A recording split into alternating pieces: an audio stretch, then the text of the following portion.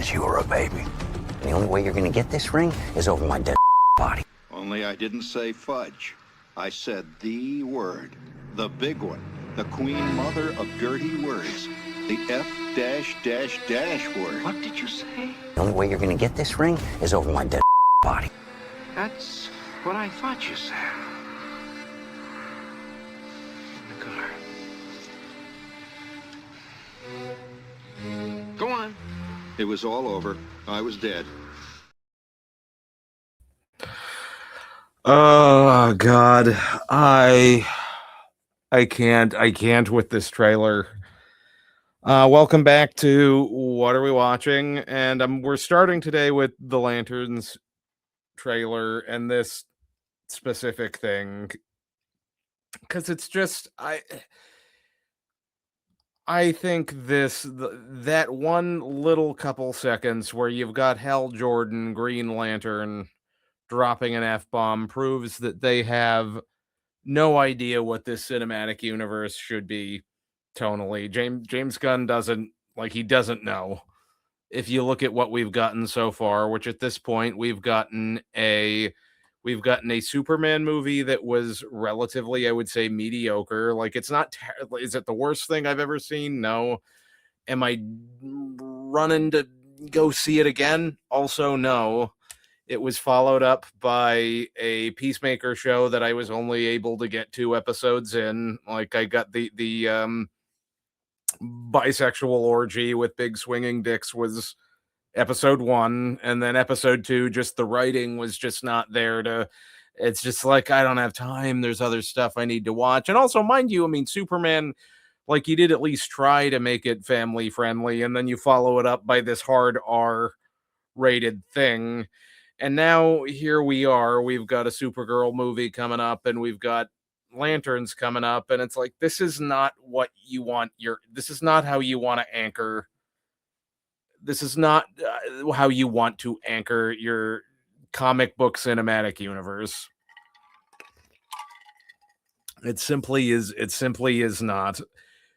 And that is not to say that comic book superheroes shouldn't be written as baby movies. You can take them seriously.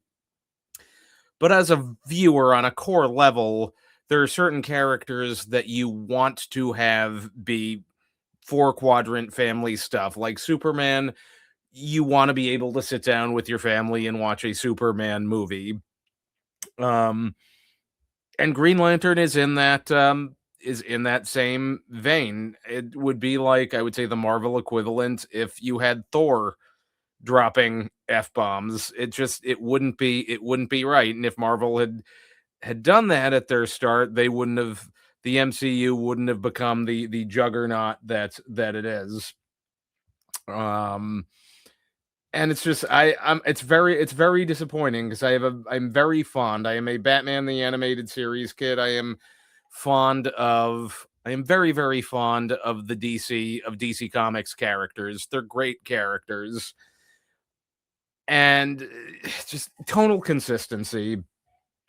You need a broad anchor that means families, and when you have Green Lantern dropping F-bombs, it just makes me question what else is in the show. I mean, if you're cursing all the time, does that mean there's hardcore violence? Does that what does that mean? So this cinematic universe clearly doesn't know what it is, and that's a problem. And when you consider if your DC Holy Trinity is Batman, Superman, Batman, and Wonder Woman, the very next tier is Flash and Green Lantern. And yeah, it's inappropriate. It's like, I'm not a prude. I curse like a friggin' sailor on my spare time. I probably shouldn't do that. It's a very good argument that I shouldn't do that. But there are films that I am okay with cursing in, and then some that it's just like I don't know what you're going for, but it's just not appropriate. And Green Lantern is just not appropriate. My other question about this trailer is, where is the damn color? Like, it's called Green Lantern. It's almost like they're embarrassed by the property that they've got. Like, it should be colorful, and it's everything about it seems so desaturated. And that's you've got the one of the key tenets of this property is, each color represents a different, whether like emotion or virtue or drawback, whether it's like green is will, yellow is fear, red is rage. Color is super important, and I don't know why it's seemingly sucking the color out of it. And it almost, and this leads me to my next sort of, I have a ton of questions about this show at this point. Like, who is it for? What is it even trying to do? And my general thoughts on Green Lantern is that it should be about space cops. And I was taking a walk the other day and thinking, what I was going to talk about. And it's if you were going to base anything off of it, it'd be like Lethal Weapon in space. You want Riggs and Murtaugh in space with rings where they can conjure up anything that they want and have a good time with it. That's what it should be. Instead, they're doing this weird. Obviously, Taylor Sheridan is very, very super duper popular. So it's this bastard combination of Taylor Sheridan and True Detective, and I don't know like who is the audience for it. And my guess is that my guess is that they know Taylor Sheridan is popular, and they want something that looks enough like that to bring people in. And then, given that Damon Lindelof is the showrunner, I'm assuming they're then going to spit in their face. You're very much can get the sense that, and this is again very much get the sense that it's gonna be they're in Middle America, and Middle America is horrible and racist and terrible, and everybody is just the worst, and they're gonna use Jon Stewart, the character Jon Stewart, to show that, which is a shame, because Jon Stewart is a great character. You don't need all of that preachy nonsense in it, and it's very clear it's gonna be a lecture. And my there was Vince Vaughn was on a podcast. This is like a month or so ago. I don't know what the timeline is, but that it's a lecture. It's a lecture you didn't sign up for, and you don't want to effing be in. I would take it a step further. It's like being in getting detention, but you've gotten detention for something you didn't do. And that's what I'm given what was done narratively with Watchmen. I'm a little afraid they're going to do the same thing with Green Lantern, but we'll see. And I see this trailer, and I see there is one thing that I'm sort of getting out of it. It's that the Big Bang Theory era of geekdom is over. So when I moved out to LA, it was the first or second year that Big Bang Theory was on, and obviously the MCU was at its peak, and there was this really core giant, everybody was into comic books, comic book movies, and blah blah blah blah blah blah blah blah. And I think that's done. There have been enough bad products that I think folks are over it. And the reality is that genres, they come and they go, and that it doesn't mean they go away forever. They still make Westerns now. Westerns just don't have to, the Westerns are not necessarily at the peak the way they used to be. And I think we're getting there with comic books. The interest just doesn't feel like it's there, and it feels like the folks making these products don't read the room.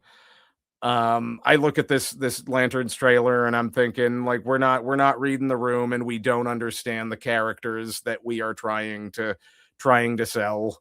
And that's like, I think James Gunn is really good at doing the group of outcasts banding together for a formed family and finding earnestness there.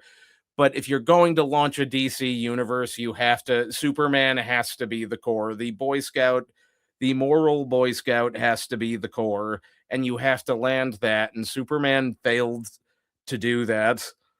Superman failed to do that, and then you followed it up with Peacemaker, which is not family friendly, and partly not the fault of Supergirl the film.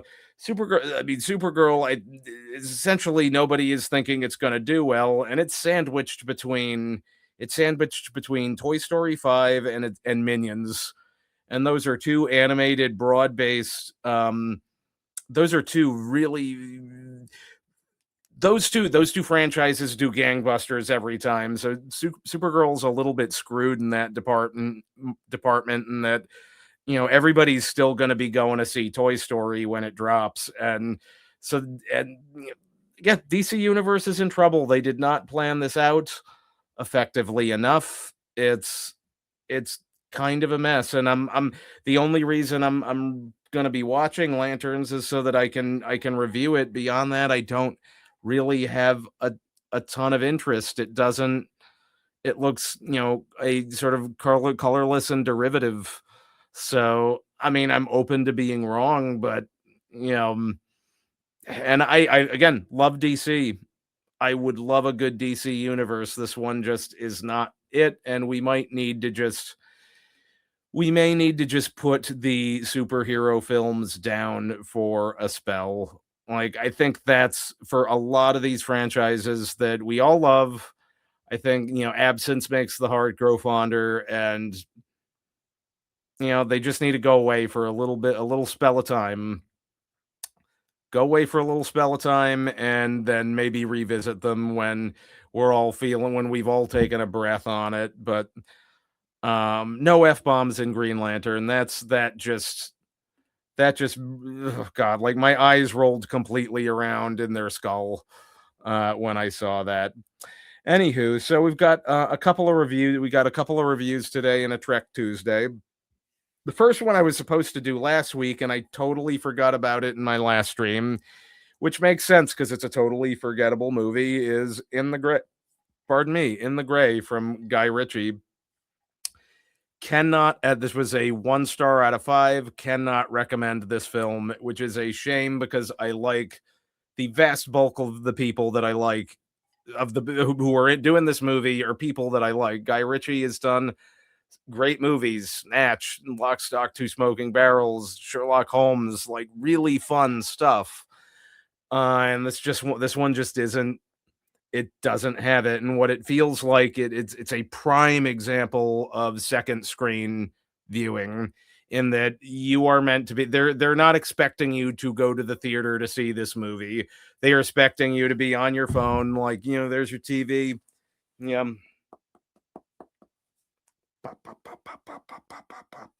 That's what they're thinking that you're doing, because the plot of this movie is they got to get some money back from some gangstery type person, and it is an hour of people expositing what they're going to do, and then they do it. And any hang up that they postulate within the prep, it's just like, okay, well, inevitably that's going to happen. It's like, if we do this, we need to go here. If in the occasion that X, Y, and Z happens, we'll need to do this. And it's like, oh boy, surprise, surprise, that happened later. So there's no real twists. It's just, here's what we're gonna do, and then we do it, and everybody kind of looks bored to be there. Competently constructed, I guess, but I mean, it doesn't feel the practical filmmaking doesn't really feel like it has a fire behind it, and the actors all kind of look just a little bored. Jake Gyllenhaal looks bored to be there. He does the best he can with the lack of writing, but you just get this sense that I've got better things to do. There are a couple, I think Rosamund Pike and Henry Cavill, both of them managed to take bad writing and elevate it. Like, they're really trying. These are two people really, really, really trying. And that's like, I'll watch anything they're in. But, this one I can't recommend. Guy Ritchie's been more interesting. The female lead, Aiza Gonzalez, she was better in Ministry of Ungentlemanly Warfare. Here, they basically write her an absolutely flat one note girl boss for the whole thing. There's just like she's not given the opportunity for range. It's just exactly one note for the whole thing, and basically everybody, it feels like a paycheck movie for everybody involved, and it's a shame because they're all of them better than this, and I question why why God, why, when you can do better, do you deliver something so forgettable? And so In the Gray, skip it. There's better action movies that you can see. Other movie I just watched this week, Send Help, which it's fun to see Sam Raimi in sort of that mid-budget tier again. I think he shines here, and Send Help features all of his trademarks. It's got wacky camera angles, wacky camera moves, jump scares. There's some tongue-in-cheek gore that he throws in. My biggest, and it's a like overall narratively, it's a solid narrative, and I'll get to that. The biggest, I would say, complaint I have about Send Help is that it feels very overproduced, and it's not necessarily specific to this movie. A lot of films, it's like they're lit just a little too well. Everything looks a little too clean, and doing that makes the screen look just a little bit too flat, like we're not actually there. You got a lot of shots where there's clearly just CG embellishment going on, and that's a lot of films. Like all of the animals are computer animated, which I on some level, from a production standpoint, I do get. You don't have to deal with actual live animals, which is very it's difficult to do. You don't have to deal with the Humane Society person on set. You can save money there if you're not actually having animals. You just, we're going to do it in post, so that's something you can eliminate. So practically, I get it, but they just don't blend into the environment. It's very clearly, you're looking at very clearly CG creations, and it takes me out. It takes me out of it. I'm not. It removes a layer of being able to lose yourself in the world you're watching, and it's not just this specific movie, but it's most movies at this layer, which is sort of a sort of mid-budget layer. It's just like almost a little too polished, which is maybe a weird thing to complain about, but I'd love to see films just dirty it up a little bit. Like it doesn't have to be perfect. Like, we're gonna go out of our way to make it less perfect. But on the narrative front, great lead performance from Rachel McAdams. What she does really well in it is that the film sets her up as this very like relatable, awkward, socially awkward person. She's under the boot heel of these sort of Wall Street frat douchebags. But beyond that, it's not even just the work stuff. Even just the social stuff, where her coworkers are planning to do like the karaoke night, by themselves, and she's clearly not invited. Because she's everybody thinks she's finds her a little weird. So she's very much this outcast person, and through this plane crash and ending up on this island, finds this like almost like quasi peace, with not having to go back to this life where everybody thinks she sucks. And because of that, and you can really see why she ends up where she does, she morphs the character into sort of this really kind of scary villainous person who's essentially torturing a man for the runtime of the film. And as an audience, we get it. It's like we get where she's coming from, but it's really challenging the audience to, like, you started this film wanting her to do like wanting her to do well, but the means by which she gets there is, it's like, this is not, this is like this is straight up evil. And she's kind of a Looney Tune, and it's a very well done performance. I think Dylan O'Brien was not as strong, and this is where I think the movie fails a little bit, in that really he's, again, frat bro Wall Street guy who's, gives no craps about his employees. And really this should have been some sort of reverse thing where we relate to her at the beginning, and like they do sort of one of these where by the end of it we feel bad for him. But because the Wall Street guys are not really, people are not all that much of a fan of these guys, the film doesn't really go there with him. It doesn't it never entertains the possibility that maybe he doesn't deserve what she does to him, and that I think is a little bit of a failing in the writing there. But otherwise, it I would say 3 out of 5. I was maybe a little more generous when I did my Instagram review.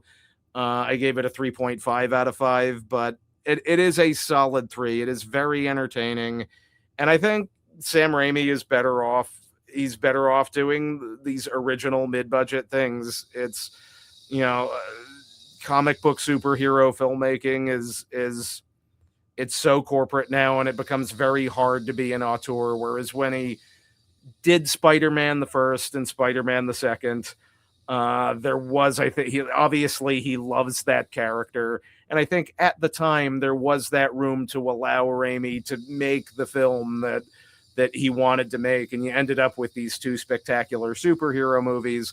But by the time you get to, say, Multiverse of Madness, I mean, you can even say Spider-Man 3, but definitely by Multiverse of Madness, it's just, it didn't allow for just auteurs to be able to do their thing, and which is a shame. I do think Spider-Man 3 might have broke him a little bit. That was sort of, the sort of the start of the corporate, studios butting in as much as possible, and it didn't wind up all that spectacular. But that's one I would absolutely, unless you're not into it, gets pretty hard. It's not the most hardcore film I've seen, but if you're not comfortable with gore or sort of hardcore, like body horror type of things, it's probably going to bother you a little bit, so it might not be your thing. But if you like sort of general, like, thrillers, it's one that you could very easily put on. It's going to entertain you for a couple of hours. You're probably not going to watch it more than once, but it is going to entertain you, I think, for the time that you're at this point. If you're pulling it up on Hulu, you're gonna enjoy it. But again, not necessarily for the faint of heart. So, anywho, we're gonna wrap up today with, it's a sort of like a little bit of an extended Trek for commentary for Trek Tuesday, because I watched more episodes this week than I usually plan to. I usually try to do 2 a week. I ended up doing 4. Part of that is because then our next episodes is, famously the Menagerie parts 1 and 2. And one thing I'd note for this next series of episodes, it's I think these ones that I watched this week did an awful lot for expanding in on Spock's character and Vulcan culture. It's sort of like 3 in a row where you really get a little bit of that. But the Menagerie, famously the only 2-part episode, and it's repurposing the original pilot, The Cage. And I think it's a brilliant way to, it's not necessarily my favorite episode, but you imagine your producers, your Gene Roddenberry, you shot this pilot. It didn't, this pilot was passed on, but you still have it. It's still done. Do you let it go to waste? And, props to them. They don't let it go to waste. They find a way to repurpose it and in flashback, get that pilot, at least on some level, to air. And in Spock's department, what I kind of love about it is you're starting to see that it's, if up until now you're just assuming that, oh, Spock, he's Vulcan, he just doesn't have emotions at all, you're starting to see, no, that's not necessarily true. It's down there. There's just an extreme version of stoicism that he's got, that where it's sort of channeled. But I mean, essentially, this, the Menagerie is, he's my friend and commanding officer has suffered this horrible accident. He's now confined to a wheelchair and can't move. And we did way back when we were on this this trip, and if I can just get him here, he can live out the rest of his life in even if it's just in his own mind, a somewhat normal way, which is a really, really endearing human quality that they give Spock. So I love that aspect, and it sort of, you have a little bit of drama of why is he trying to hijack the Enterprise, and you got the whole trial. It's just really, really quite well done. I will say it does, and I believe I mentioned this way back when I started doing the Trek Tuesday bits. Shatner is the anchor for the show, and part of why this isn't the Menagerie Part 1 and 2, they're not my favorite episodes, is that Captain Pike is kind of a bore. He does not have the same charm. He doesn't have the swagger. There's just something there is an it factor that Shatner has, that Jeffrey Hunter did not have. And so on that level, sort of going back through the old pilot, it's that element of it is a shade bit of a snooze for me personally. And I think that's why. And again, sort of interesting thing, only 2-part of the series. Next one we got is Conscience of the King, which has a strange sort of balance to it of, it's got this really interesting balance of being kind of really silly in concept, but also very, very serious. The silly concept is we're carting around actors in space, and which is like, okay, that's an odd one, but also it's asking a serious question. It's Kirk trying to find out, he's got a lead on this actor, this actor, the leader of this troop might be this genocidal maniac that they all think is dead. And you've got a lot of themes about trauma in there, where it's just like you can't let it go because there's this particular guy, like he offed thousands when he was in charge of this colony. And then once you loop around and find out that he is in fact that guy, and you meet him, there is this element of, but it was a choice between half, or if I did nothing, the entire colony would be gone. And so I did these horrible things, but it in his mind to save lives, and he's had to live with it ever since, and is being tortured by it ever since. And those are the types of big questions that Star Trek is great at asking. And another great sort of Spock element is knowing that Kirk is sort of doing at least half of this episode is sort of acting on his own and sort of changing things behind the scenes, and people are wondering why. And Spock actually takes the time to acknowledge that, I know him. None of this makes sense, and I am gonna go bullet by bullet, and I'm gonna figure out why Kirk is doing what he's doing, and he does. And when he gets to it, he comes to the same conclusions of okay, I get what you're doing, but it's almost like you should have. You could have just told us this in the first place. So it's a good sort of friends stuff. And then again, you loop in, there are some great conversations in there between Spock, McCoy, and Kirk. And it's again, sort of good core 3 character conversations in this episode. And I will say, whoever came up with the character name, Anton Caridian, What that is a badass name. So hats off to that writer. And it's got the guy who plays Caridian is a great supporting performance. And there's just something wonderful about 60s performances from sort of older actresses with good, deep voices. And he gives this gravitas to this character who is trying to escape sort of past decisions that he's made, and it really brings a gravitas to it. But it takes a little bit on this episode to really get, the first half is, I'm not even gonna say half, the first third is like, where are we going with this episode? And then it gets to it, and then it starts to move, and it gets quite good, and it's got the writing that the start classic Trek writing that everybody loves. And the last one for this week, and this is a very famous episode, Balance of Terror, where we first meet the Romulans. And this is one where, like, there's a lot of people who will say that Star Trek was, quote unquote, always woke.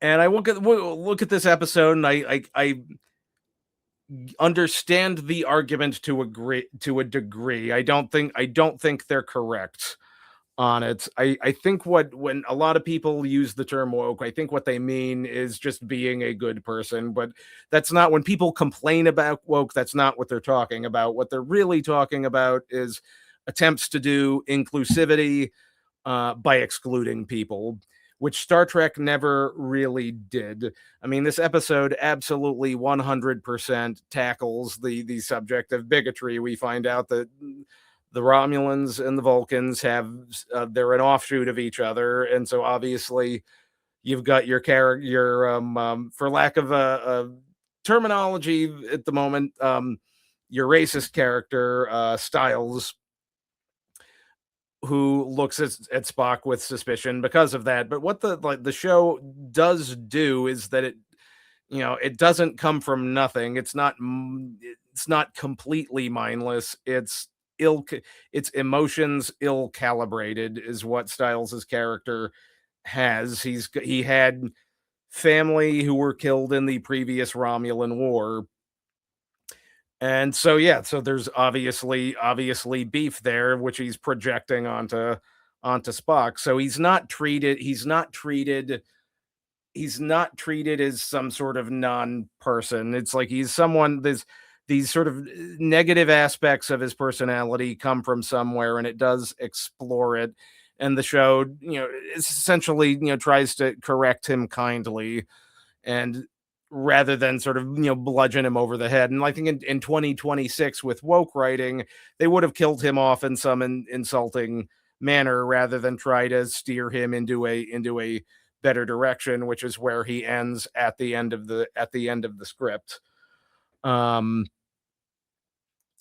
So it's, again, big topic, and what this also does really interesting and expanding on the Vulcan culture is when it's at the point when they're in their little meeting there, where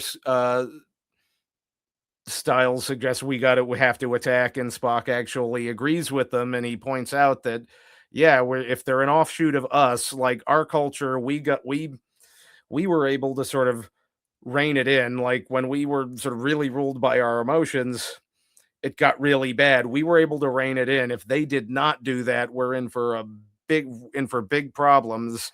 And so it's not fully made. They don't broaden it out much beyond that, but that's the initial kernel of what is the sort of the deeper cultural story behind these two races. So you got your seeds there. It's incredibly well done.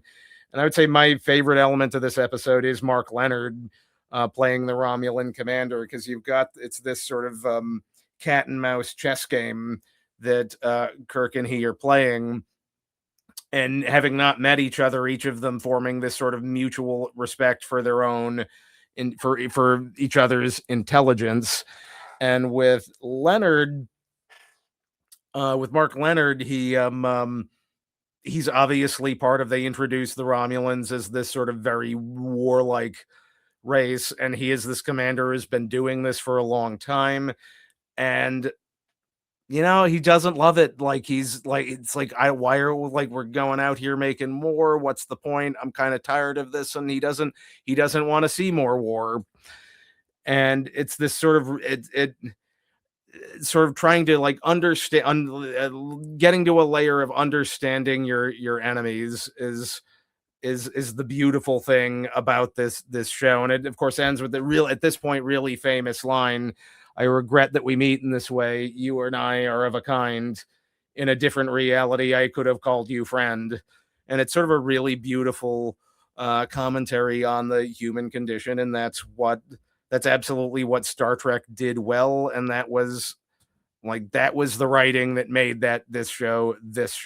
It's so these are three, or four if we're counting the two-parter. Those are four solid episodes, and it's like we're halfway into season one, and it's just one banger after another. And it's all of the it's television that should be watched to learn good writing and to learn good science fiction. And it's awfully silly. And one thing I am growing to really love is how obviously the sets, they're really kind of cheap, and like you can see the styrofoam and the cardboard. But one thing it does that's really well used, and I suppose kids today would say it's silly looking, but is color.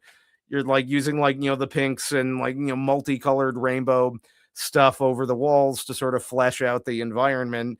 This is what we got to deal with. This is what we have in terms of budget to utilize, and they did the best that they could with it, and it's extremely, extremely charming. And I much prefer, like, at the Balance of Terror, the ship coming down, it's all they're very clearly lifting up a styrofoam wall, and it's just so charming. And I much prefer that as opposed to sinking of hundreds of millions of dollars into nonsense CG. Like, give me the styrofoam every damn time. So, encouraging again, go back and watch original Star Trek. And that's where we'll, I think, kind of wrap up for today. And I will see you next week, hopefully with some more some good things to recommend, right? So like this week, always recommend Star Trek. Definitely the Menagerie, Balance of Terror, Conscience of the King. Great. If you like thrillers, Send Help is a solid thriller. And In the Gray, just ignore it. Like, even when it hits streaming, I wouldn't even bother with that. There's other better action movies. Like go The Man from U.N.C.L.E. It's another one with Cavill, directed by Guy Ritchie. That one was a good, fun movie. In the Gray, just, I would say, skip it. And then with Lanterns, we'll see. I mean, I've got a lot of fears about this show. I don't think the trailer was good. I hate the F-bombs. But maybe, for all I know, it could be, I could be totally wrong, and it could be brilliant, but it's not looking good for James Gunn's DCU. I think it has not been well anchored, and I don't know that it can recover from that. But in any case, everyone have a good week. Watch some good stuff. Like, share, and subscribe. All that stuff. And if you see any good television shows or movies that I may not have seen, just drop them in the comments. I'm always open to new entertainment. So everybody, have a great Memorial Day.